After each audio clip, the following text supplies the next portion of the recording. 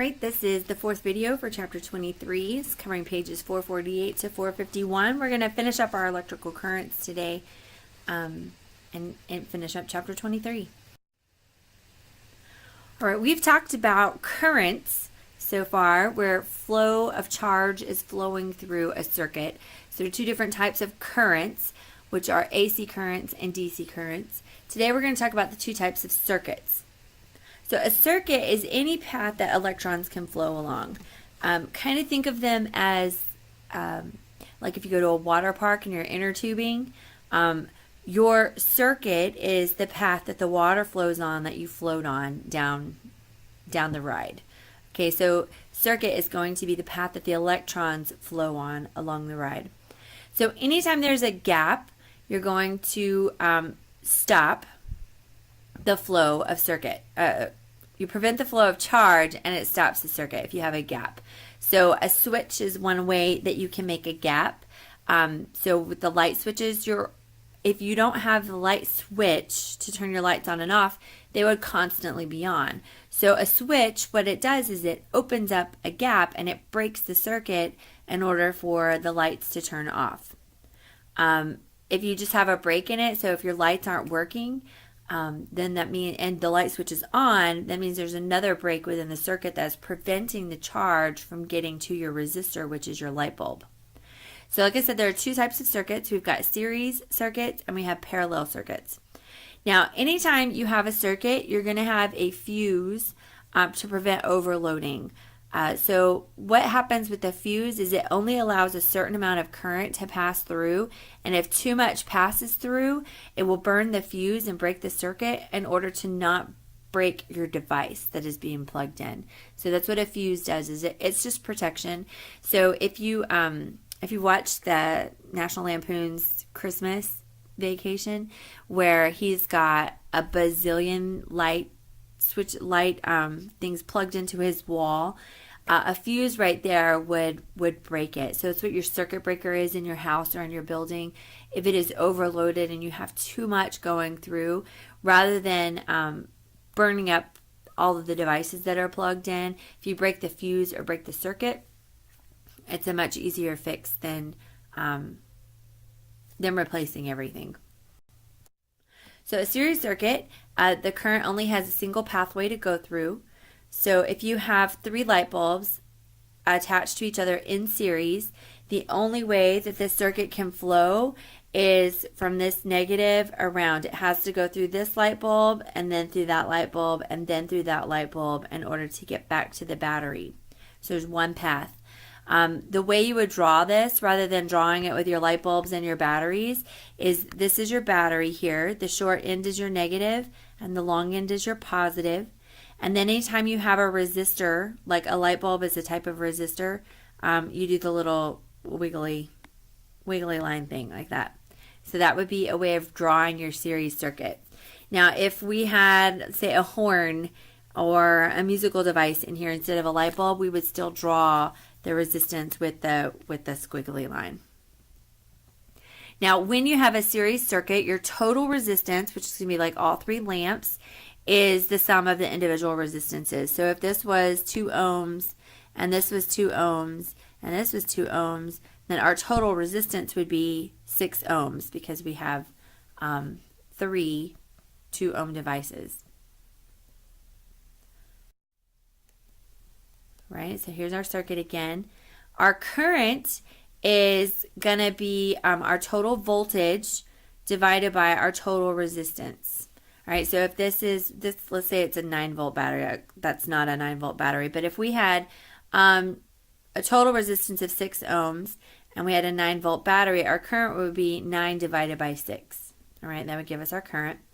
So the voltage then divides among each of them. So if this was a 9-volt battery and we had 3 resistances, each of them would get 3 volts out of it. And then Ohm's law would apply separately to each one.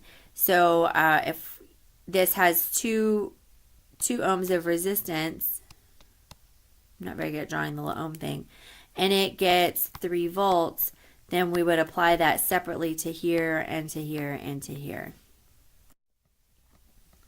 So the main disadvantage of a series circuit is that if one fails, they're all going to fail. So if that first light bulb breaks, they're all going to break. If the last light bulb breaks, they're all going to turn off because there's only one way for the electricity to flow.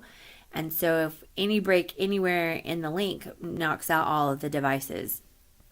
A lot of Christmas lights, or at least cheap Christmas lights or old Christmas lights, were like this. These days, most of the packaging says, if one light goes out, the rest will stay lit. That means they're not in series circuit. So if you have one light go out and the rest of them break, then they are in series circuit. I have found that there are a lot of Christmas lights that are both in series and in parallel, which we're getting to, because you might have one light go out and a section of the lights will go out, but not all of the lights. That means that they're a combination.